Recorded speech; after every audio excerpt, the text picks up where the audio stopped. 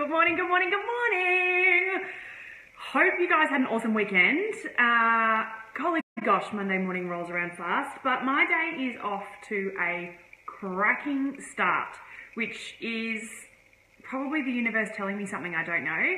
I made the decision last night about what today's topic was going to be, and today is all about overwhelm, and we'll get to that in a minute. But for whatever reason, this morning has just completely fallen into place, and I feel like Wonder Woman. I cannot begin to tell you how much I've achieved already, and it's only 9:30 in the morning. It's nuts. Love those type of mornings. My children are safely in the care of other people for the entire day, which is a very good thing for my business and for my mental health.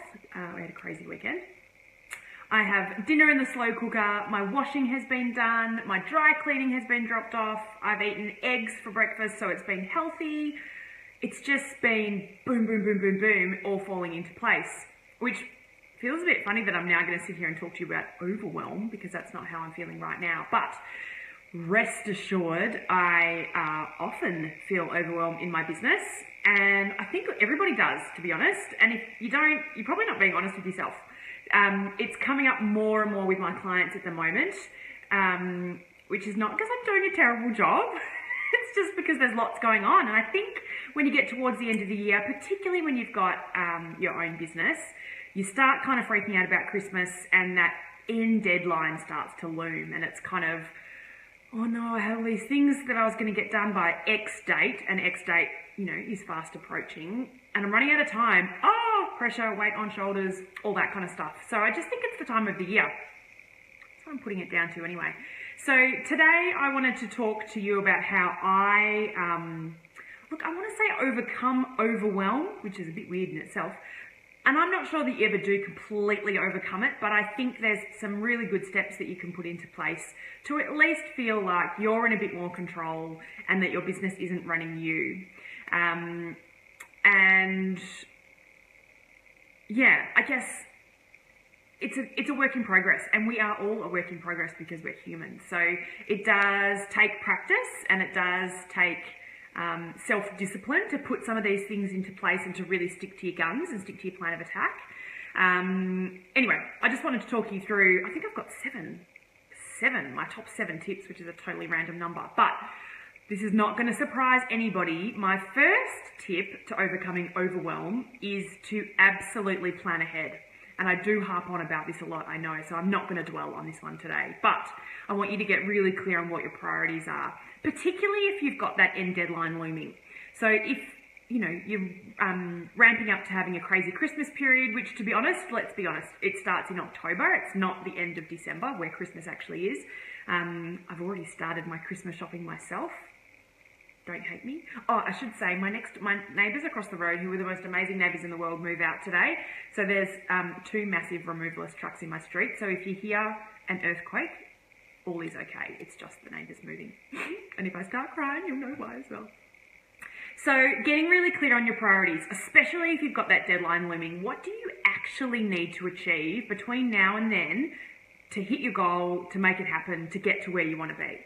And if you're anything like me, you're an ideas machine, and there's lots of shiny objects kind of distracting you and getting in the way. So getting really clear on what those priorities are and the things that you absolutely must do to hit your business goals is really, really important.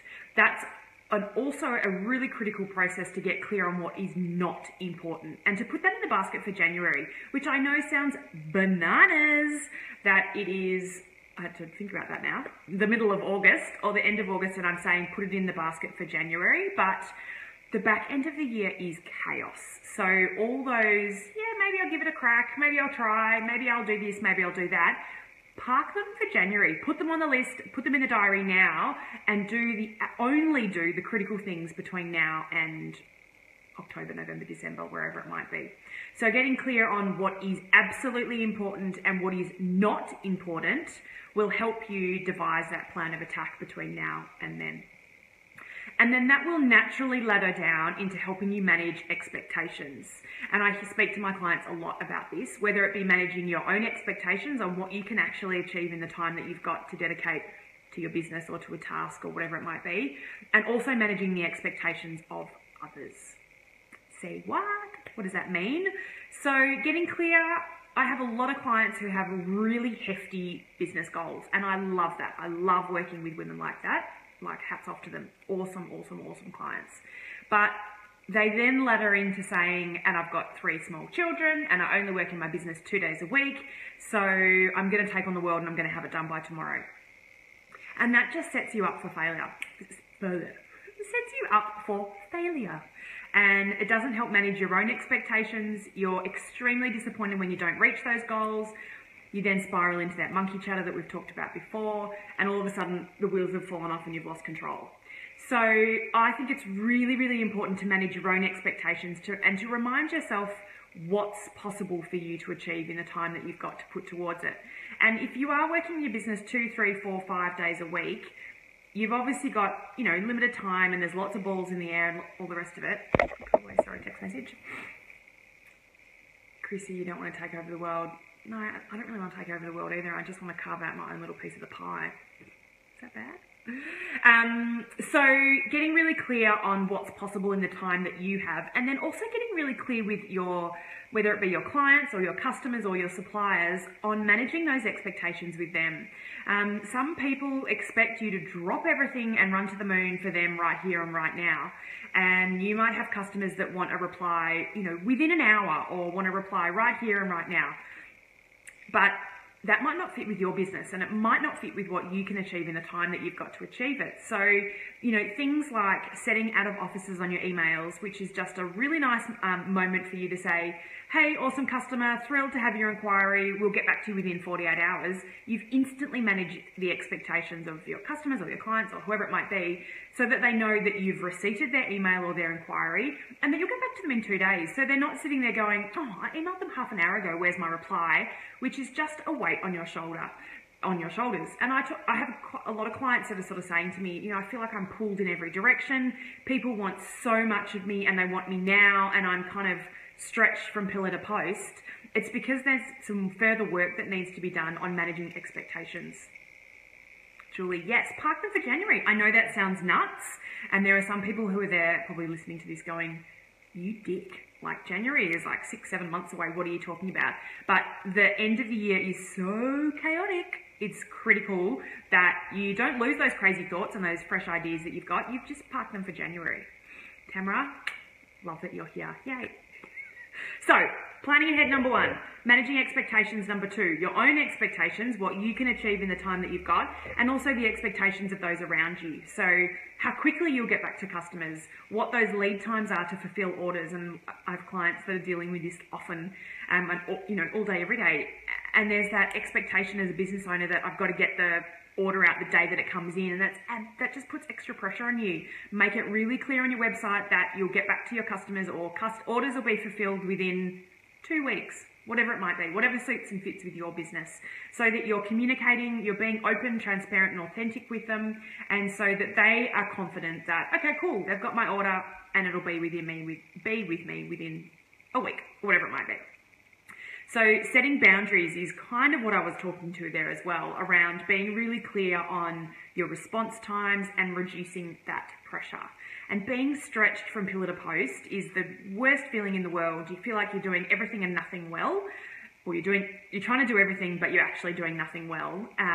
So you just try and put some practices in place that make your life easier, and ultimately help you succeed and do what you want to be doing in your business, so that you're feeling confident and in control rather than that feeling of being stretched. The other really important element for me around the overwhelm is to contain that monkey chatter in your mind, and I speak about this one quite a bit as well.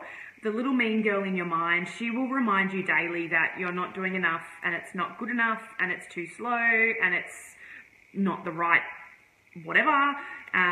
So getting really clear on what those limiting beliefs are, and putting an instant positive affirmation back with that is really important.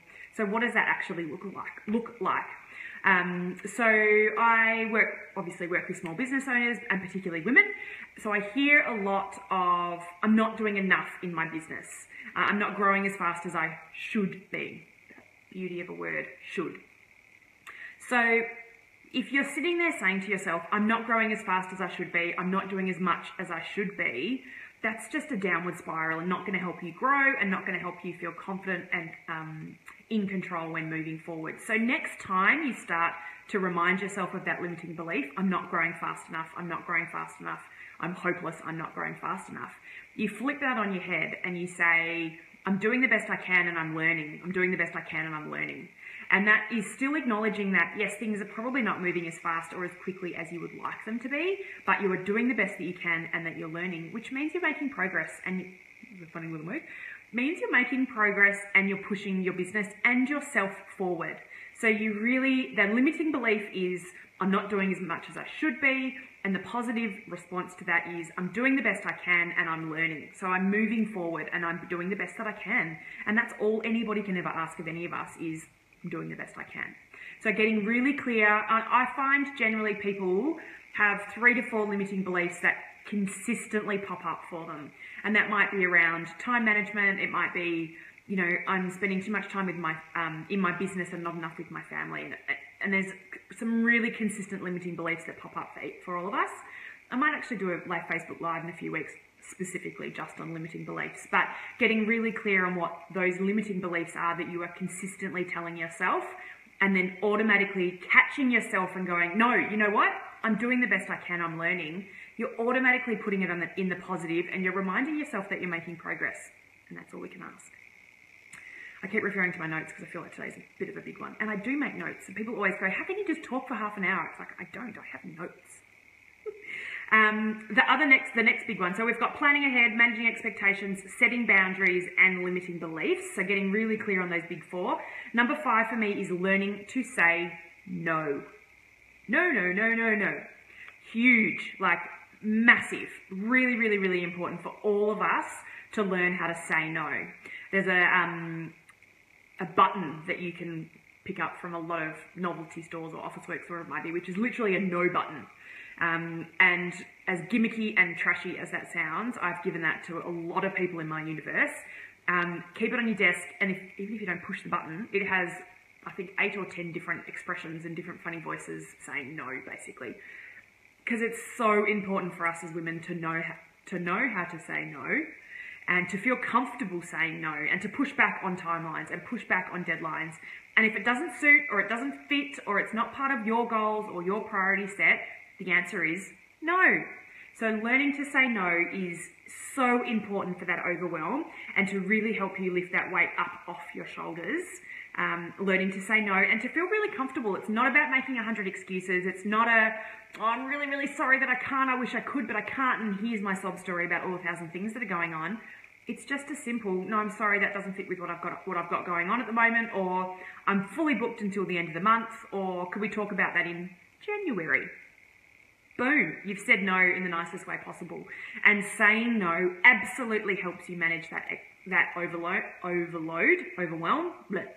and also helps you around starting to manage those expectations as well. When you are feeling overwhelmed, you often feel isolated, and we talked about that last week. And one of the biggest ways to help that feeling and that downward spiral that we sometimes find ourselves in is asking for help. Hand up, oh my God, I need help. And that's being a little bit vulnerable, and that's saying, God, things aren't quite working. I don't know how to navigate this on my own. And that is absolutely okay. That is more than okay in my mind. And I wish it was more okay with more of us, if that makes any sense. Because none of us are perfect, and we are all just doing the best that we can. So when you hit a roadblock, you are much better off to be asking for help so that you can navigate that roadblock, bash it down and keep moving quicker than if you're stuck there and you keep hitting your head against that brick wall. So asking for help, whether that be a sounding board, if it's a technical question, or there's somebody out there doing something that you want to try and, you want to do in your business, ask for help. Ask for help. Like it just does not have to be, you're not admitting defeat. Hands up.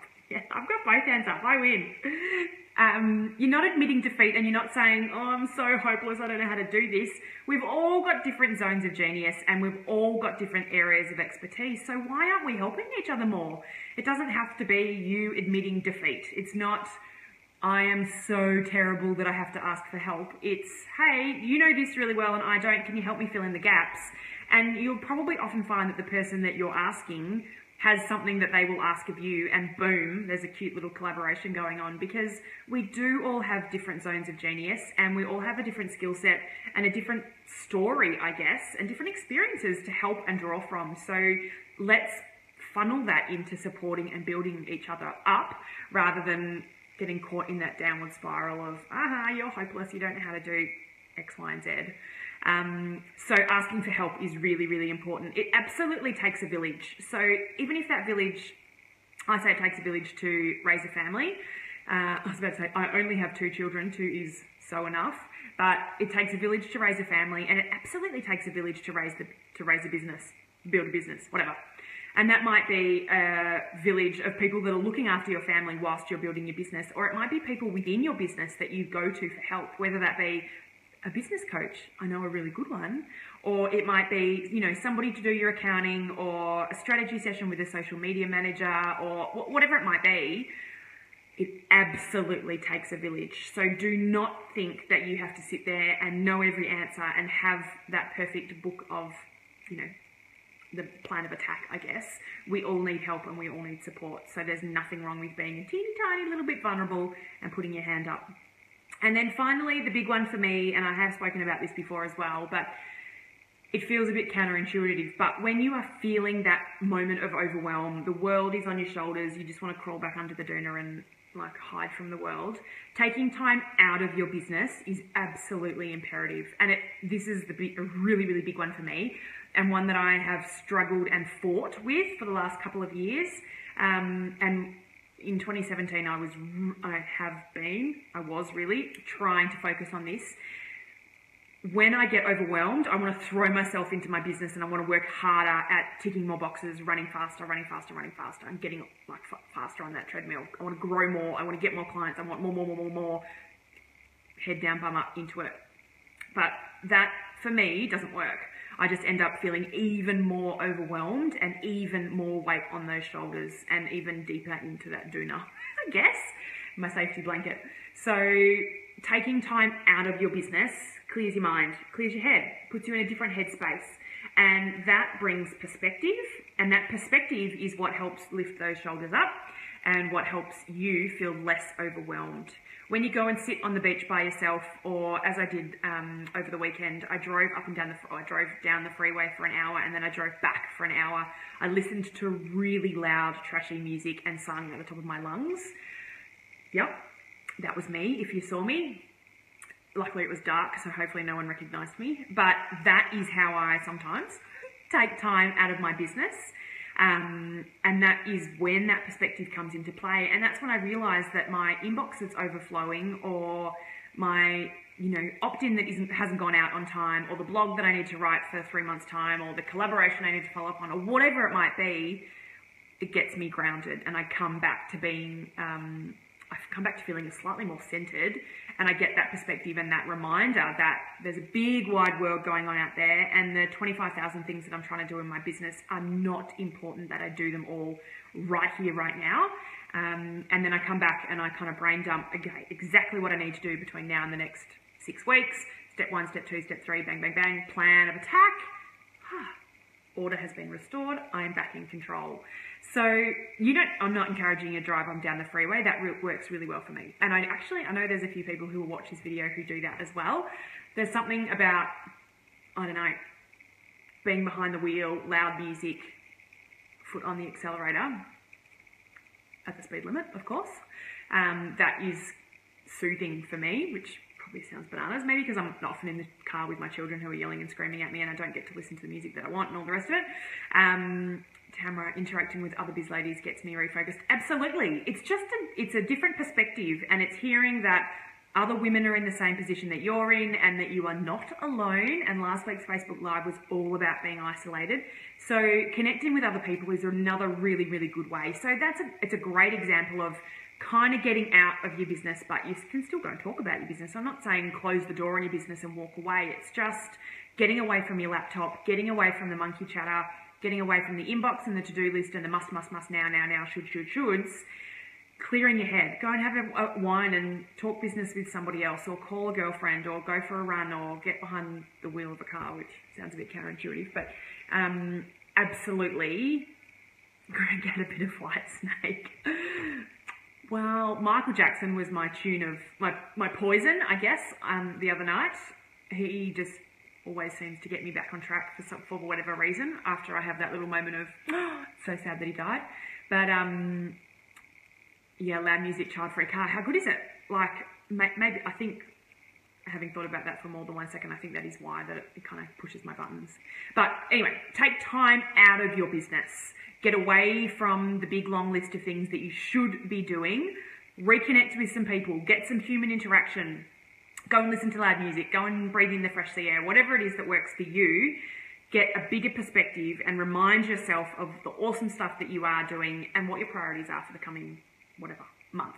So I'm going to rattle through those big 7 things again. So overcoming the overwhelm, here is what I would encourage you to have a look at. Planning ahead. Shock, horror, she's talking about planning. I'm not talking about a 27-page planning document. I'm talking about getting really clear on what the priorities are and what the priorities are not. Managing your expectations, both your expectations of yourself, but also the expectations of those around you, and putting some really clear boundaries in place. My orders are fulfilled within 2 weeks. I come back to emails within 48 hours. Buy yourself some time. Getting really clear on what those limiting beliefs are, and we all have them, and we all have, I reckon, 3 or 4 that consistently pop up, that we consistently say to ourselves, I'm not good enough, I'm not fast enough, I'm not as good as the competition, whatever it might be. Flipping them on their head and getting really clear on what the positive response is to that.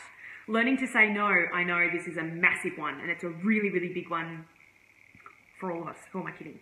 But getting really, really clear on how to say no. You first need to understand what your priorities are, which you've already done up front, which is awesome. But you're not saying no for forever, you're just saying no for now. So it might be, no, sorry, it doesn't suit my business right now, let's talk in January. It might be, that would fit perfectly in December in my activation calendar or whatever it might be. Learn to say no. If you've got a function coming up that you don't want to go to, don't go to it. Say no.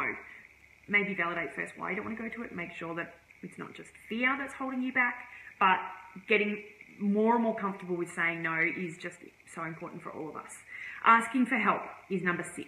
Putting that hand up, it's not working, I don't know how to get around the roadblock, can you help me move forward faster? Being a teeny tiny little bit vulnerable is not you admitting defeat and saying, oh my God, I'm so hopeless, I don't know what I'm doing. It's just saying, I'm lost in the fog, turn on the headlights and help pull me out. And we have all been in that fog. So if you ever come to me and ask for help, I'm so good at turning on my headlights that I will help show you the way out. And then the last one for me was about taking time out of your business.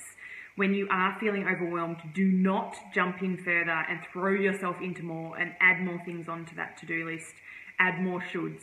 It's about taking a big step back, getting the weight off your shoulders, driving up and down the freeway, listening to the loud White Snake, going to the beach and sitting there looking at the sunset, whatever it might be, taking time out, getting a reminder of the bigger picture, and getting some of that perspective back that we are just doing the best that we can, and that is all anybody can ask of us. So I hope that helps you guys with how to manage your overwhelm. As I said, it's popping up more and more for people at the moment. I think the end of the year is looming. Well, I know the end of the year is looming, and we're all starting to kind of go, eek! So much I was meant to have had done by September, October, November, and that's really upon us. So getting really clear on all those priorities between now and the end of the year is really important right here, right now. If you need help with any of that, send me an emoji with your hand up like Tamara did, love it. And I will happy to help, like really, really happy to help. I totally understand that fog and that feeling. So if the 7 tips that I gave you today are confusing or don't help you enough, I have 27,000 more. So shout out, ask for help.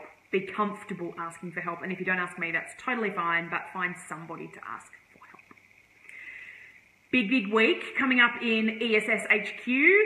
Watch my social pages, probably not yours. I won't be sharing all that much on your page, but I will on my page. We've got another Facebook Live Spotlight series booked for next week, which will be announced tomorrow. So get excited, it's a big one. And yeah, I've got a curriculum day on Wednesday, so I have children in my house all day Wednesday. So, you know, Overwhelm will be back. Wonder Woman feeling that I have this morning won't be around for too much longer. So, but by all means, shoot me a note, comment below, whatever you need, just let me know. Have a great week, and I am off to tackle my inbox. That's my big frog for today. Jess from Collabosaurus inspired me last week, do the stuff that you don't want to do first. That's why I do my Facebook Live first, because I always kind of get those nerves and go, yeah, Facebook Live. So I do that first start of the week. So what's your frog? What are you going to do? What's that big thing that's been freaking you out? Jump in, get going, do it. Have an awesome week. Chat soon.